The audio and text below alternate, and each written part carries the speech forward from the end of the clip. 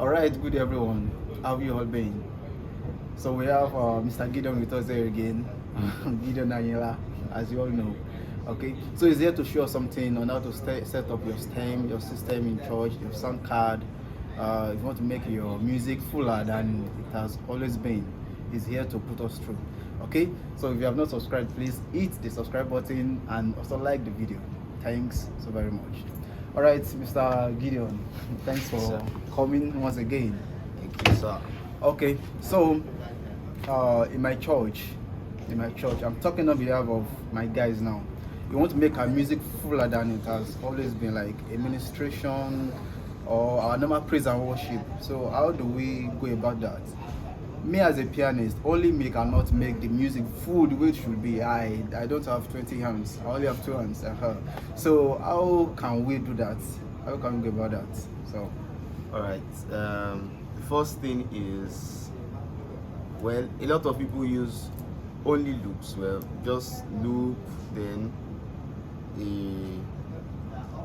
piano, auxiliary, drummer, and bassist. But of course, there are still some other details that may be left out. So that's why a lot of people resort to using stem. Of course, you know what loop is. To loop something means to just have it repeat at a steady interval. So. But when you talk about a stem, you are talking about each part created uniquely. That this part has some elements that are different from this part. That's what we call a stem. But it's called a stem because there are still some other parts that are now left for the live. Like sometimes you have some people even put a little BGVs in their stems.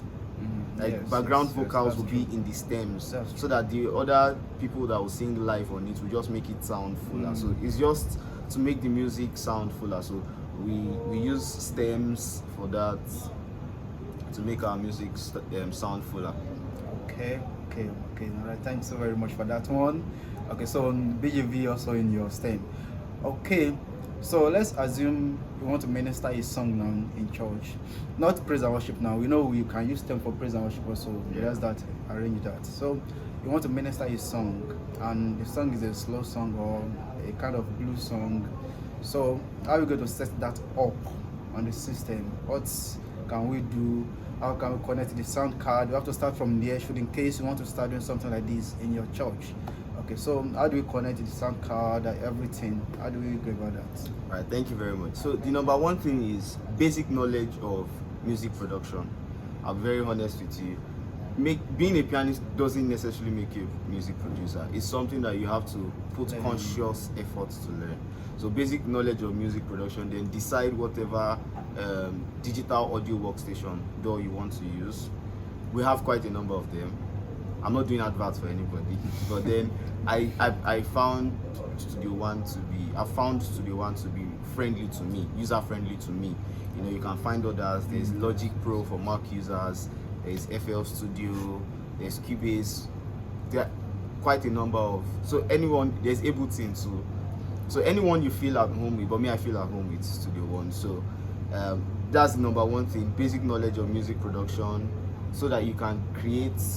That's where you have the ideas to create the parts that you want to use. Okay, what do I use here? Since I'm the only pianist playing, let me lay out the strings, so I'll leave the piano for the live and all of that.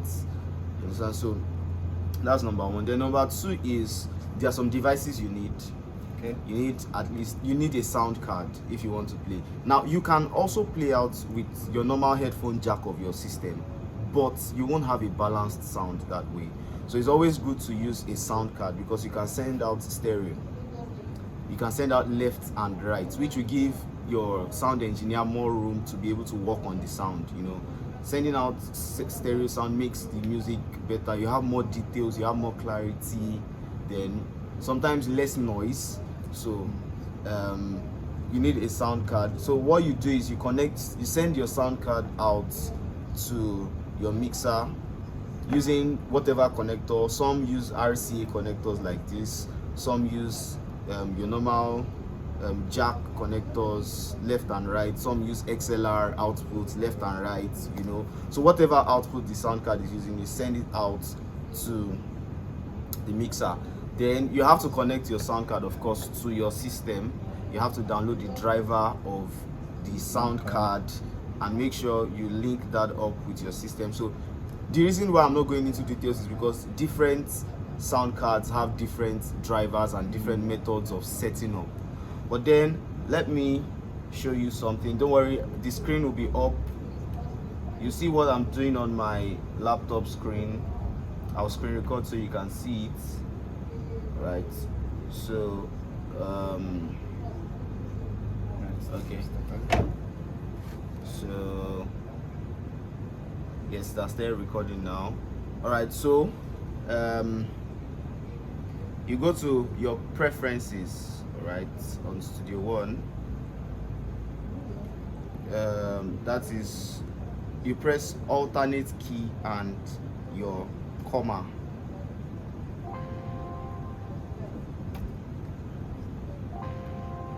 Sorry, I don't know why that is. Okay, sorry, control and comma. It's options rather, sorry, not preferences, options. So you can see that also from the Studio One menu. Just click on it, you see options, go to options, then go to audio setup. All right, so from audio setup, that's where you see this my Behringer UM2 sound card works with Ashio for All driver version 2, so that's why I'm using that. But in case you are using a UMC, there's the UMC driver. If you are using this XUSB is for Behringer X32 mixer, so you can connect the mixer directly to your system and use it as a sound card because it is a digital mixer. Then Yamaha Steinberg USB, you can use your keyboard, I mean your flagship keyboards like the Motif, the Montage, the MoDX, you can use them as sound cards. So you can just with a USB connect your system to, I'll do a separate video on that, to the keyboard and you play out from the keyboard. So that also works. But then I'm using a UM2, so it works with the Ashio for All driver, so that's why we have this. And then once you do that, just click OK and then you are good to go. So you have your stem set up already for use. So the next thing to do is that you get ready, and when it's time for the performance, just click play.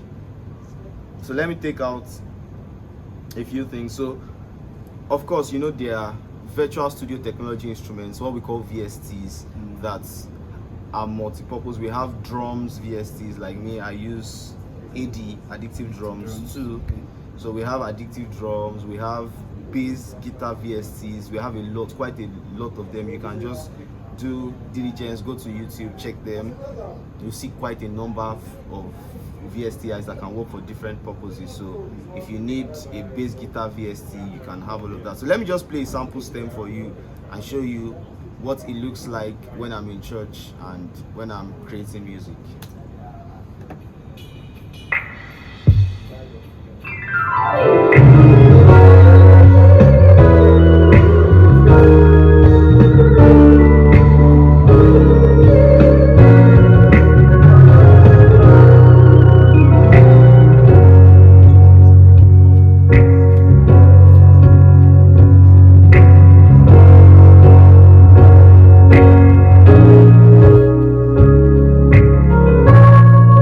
Let me stop there. So you can see that this is just, well, a sample of something I just created. And imagine that I can take off the drums. Let me mute the drums and play it again so you see.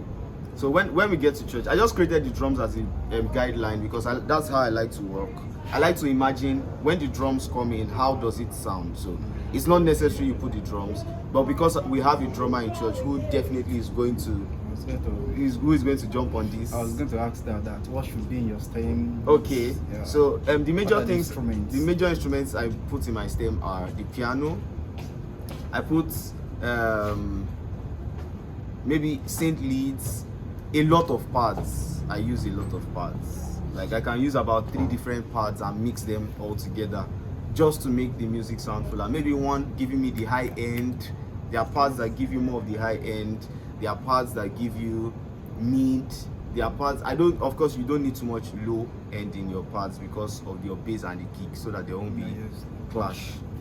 So I just, for different purposes, there are some parts that are very light that just give this space in the mix. They just fill in some spaces, not necessarily that they do something. So they can just be playing one steady note, and they just fill in the space in that mix so that it sounds fuller. So those are some of the things I use. But when it comes to the piano, I love to play my piano live.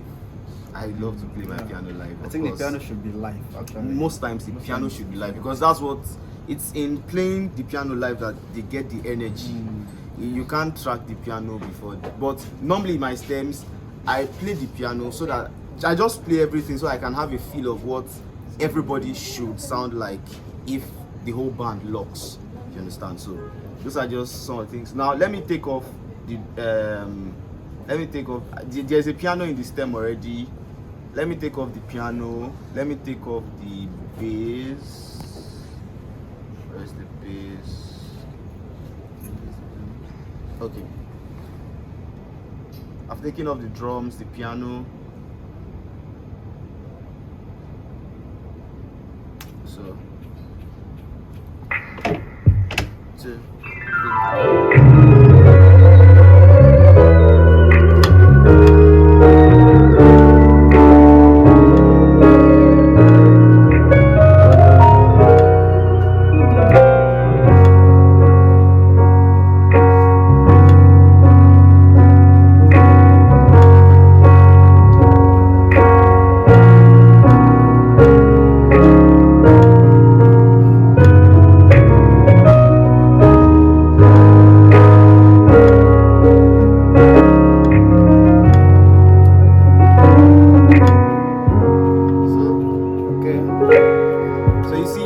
Now I took off the piano. Sorry, I don't know. Maybe I've not rehearsed this song very well. I just played it live because for that. But that's just an idea of how it sounds when you use the stem. See, the music sounds fuller. There's no bass, there's no drums, but it still sounds full. So that's the idea of using a stem.